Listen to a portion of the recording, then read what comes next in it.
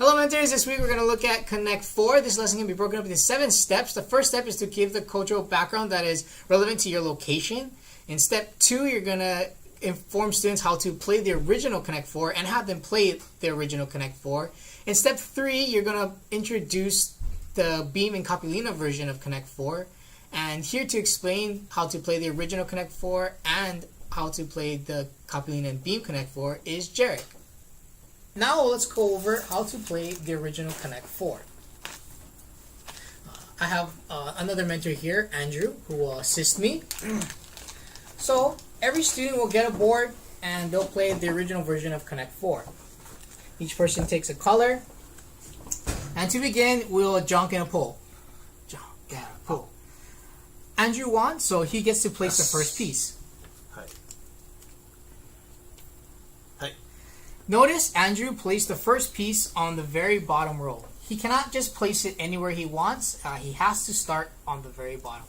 Now I can also start on the bottom, or I have the opportunity to stack my pieces. So I can place a piece there if I want. And then once I go, it's Andrew's turn. And he plays, and once again I can stack or place on the side.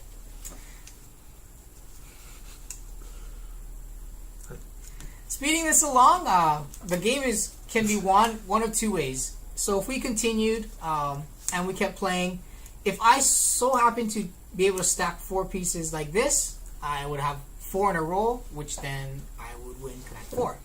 Another way that could happen is if we stack 4 pieces horizontally. This in turn gives me 4 in a row as well. 1, 2, 3, 4. The last possible way is diagonally, and if we were playing and Andrew so happened to get a Konnect 4 here, then he has 4 in a row. Konnect 4. Okay, so that's how you play the original version. Now, from here you'll move on to the new version of Konnect 4. So the new version of Konnect 4 is basically played the same way, except now we're going to introduce our game cards. So, taking set 1 as an example, you have different types of cards. You have these white cards, which are the regular cards. And then you also have blue cards, which are called blue boomerang cards. You can tell they're blue boomerang cards because they're blue. We also have a red flash card, which you know it's a red flash card because it's red. And then the last card you have is a challenge card. Challenge cards, if you notice, are blank. So, what does each of these cards do? The regular cards, they have questions in the front, and student, if they get this card, they try to answer it. The answers are in the back. The blue boomerang card, if opponent picks this card, they have to answer both questions. They have about 30 seconds. They shouldn't be sitting there for a long period of time. If they can't figure it out, they don't get to answer it. The next is the red flash card. The red flash card works if this card is pulled, both opponents, both players have to try and answer the card regardless of who pulled it. And then the challenge card is where whoever pulls it, the opponent, so say if I get this card, Andrew would then try to create a question for me to answer. Now he can't just create any question he wants. He has to create a question that fits within the subject, which is, this case, is adding and subtracting real numbers. So he can make any question involving adding and subtracting real numbers. When they play, they have to put the cards in the card deck box. So if we were to play this game, we'd play like so. For explanation purposes, I'm not going to shuffle it, but they should shuffle it. And then they stick it in their game card box. Notice that you can see the tops of the cards, but not the bottom half. So, when a player comes up, any challenge card, whether it be the challenge cards, the flash cards, or the blue boomerang cards, they have the option to play the card or not. So if I see this card and I decide that I don't want to take the challenge, you can remove it and place it on the side. Same deal with all the other cards. If I happen to see that there's a blue boomerang card coming up, I can choose whether or not to play it. Same with the red. Now, if the red flash card and I decide to play it, when I pull this card, like I mentioned before, both of us will immediately try to solve the question. Whoever solves it first, they get to place down a checker piece. So if Andrew was to win, he gets to place one checker piece anywhere he wants, or in accordance with the game.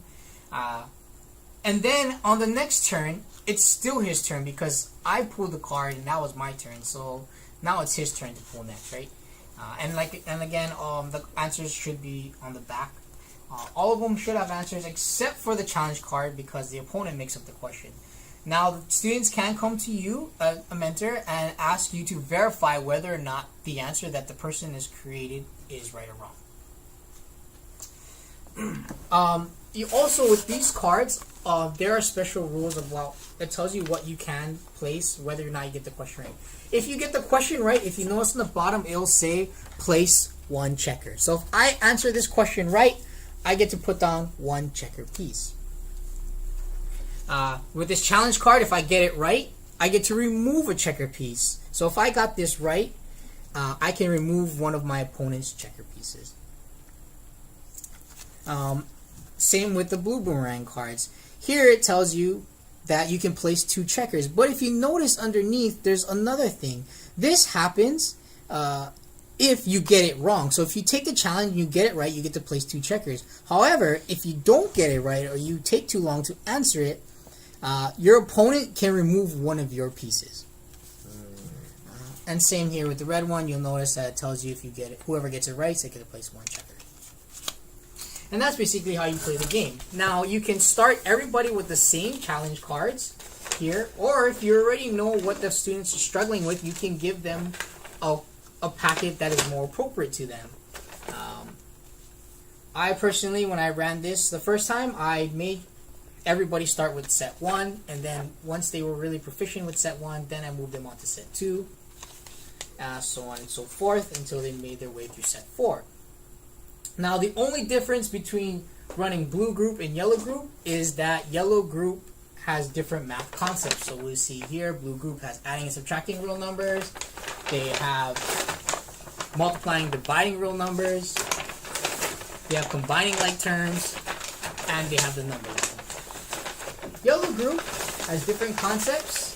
They have multiplying polynomials, factoring polynomials, law of exponents, and domain and range. In step 4, you will administer the pre-assessment. Then in step 5, you will break up the students into blue or yellow group depending on how they scored in the pre-assessment. In step 6, you will go over the math concepts involved to playing each game, whether they're in blue group or yellow group. You can use the PowerPoints to assist you in this. And then in step 7, you'll let them play the Konnect 4 game, the Beeman Capellina version. And then maybe about 10-15 minutes before class is over, you'll do your wrap-up and administer the post-assessment. And that's pretty much it. So good luck and have fun. See you next time.